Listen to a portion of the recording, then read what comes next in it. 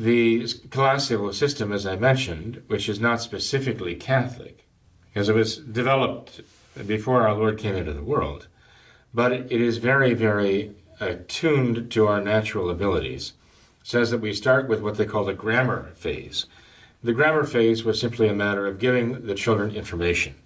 This is when they learn their alphabet. This is when they learn to make words, okay? This is when they learn their numbers. This is when they learn the mathematical facts of addition and subtraction and multiplication, division. This is when the brain is forming very rapidly, and they can take in these facts, and they have all of this information. Hopefully, this will whet their appetite. The more they learn, you'd like them to want to know more and more.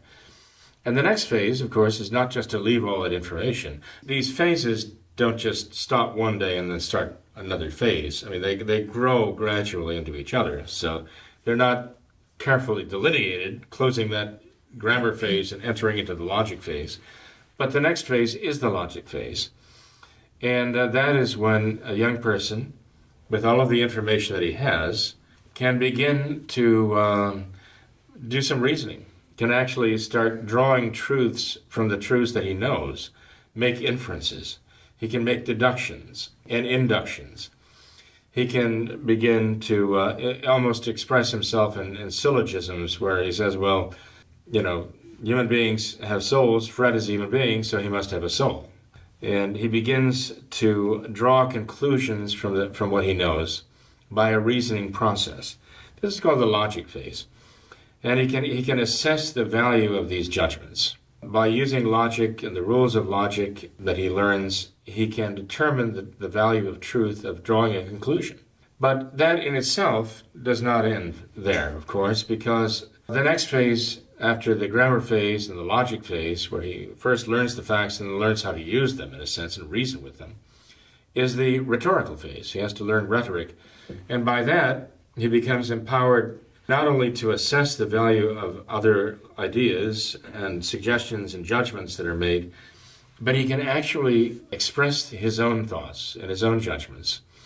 He can express them in such a way that he is very clear, and he can express himself in such a way that his thoughts are compelling. So he can begin making a case for things in terms of good and evil, right and wrong, truth and false. We say that when he has gone through this process of the grammar phase and the logic phase and the rhetoric phase, that he's actually, at that point, he should be well educated. If he's actually learned these things properly, he not only has the ability to know, he has the ability to think and to reason and to judge, and the ability to express these, put them all together and come to the ability to actually act upon them in an intelligent, thoughtful, reasonable, and charitable way. This is ultimately what we're trying to do. Even pagans know this. They saw this development of the mind through these stages. Now, you had the trivium and the quadrivium, which I won't get into right now in the classical education. But I want to leave that aside for the moment and just talk about what makes us Catholic, what makes this process Catholic. Well, the pagan classical system would focus on the true, the good, and the beautiful as it is in nature. And so, we have the virtues. We have the natural moral virtues of prudence and justice and fortitude and temperance. The four cardinal virtues, we call them. These are not necessarily supernatural virtues.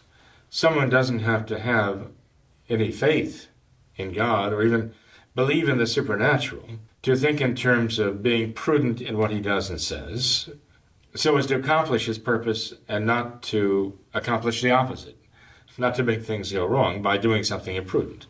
So even an atheist could decide, I have to be prudent in the way I present this to accomplish my purpose, whatever it is, whether it's waging war or giving an alms to someone who's poor.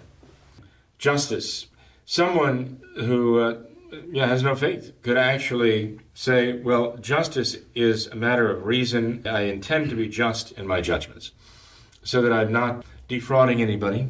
He can do that not out of love for God, as I say, he doesn't believe necessarily in God, but out of a sense of his own worth, saying, I am a just man and I'm going to conduct myself as a just man. That means someone who doesn't even believe in God can make a just judgment.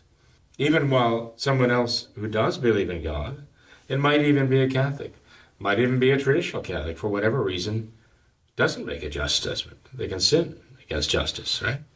To that extent, we're looking at justice as a natural virtue.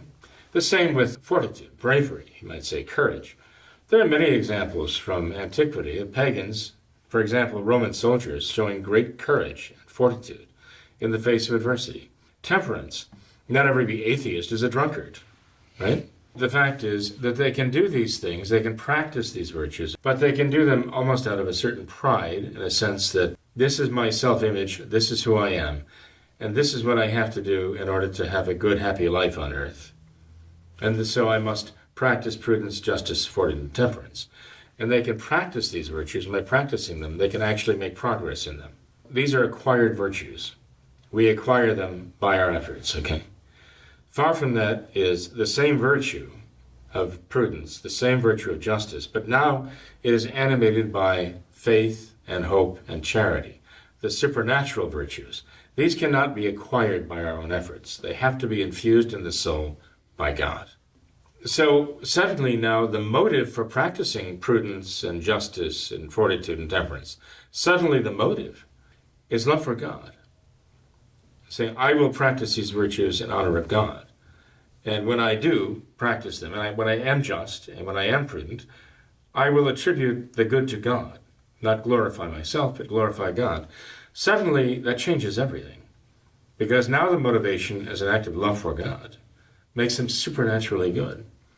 And not only can we acquire these virtues by working at them, but God also gives us grace to infuse those virtues, gives them an added supernatural power, and even raises them to a supernatural level, a supernatural virtue, a supernatural value even, that God rewards them. So this is a very far cry from those who have no faith, but just practice these virtues in order to get along well in the world and think well of themselves and want to be thought well by others. Now it's a matter of divine charity motivating everything we do. And God has a supernatural reward for that. This is what Catholic education is. Catholic education is meant not to teach the children so much about the natural virtues of the pagans who lived before us, but our focus is on the saints. We want them to see the natural virtues, by all means, but we also want them to know these virtues as they are presented in the lives of the saints themselves, animated by a love for God. That's what we want to inspire the children in Catholic education.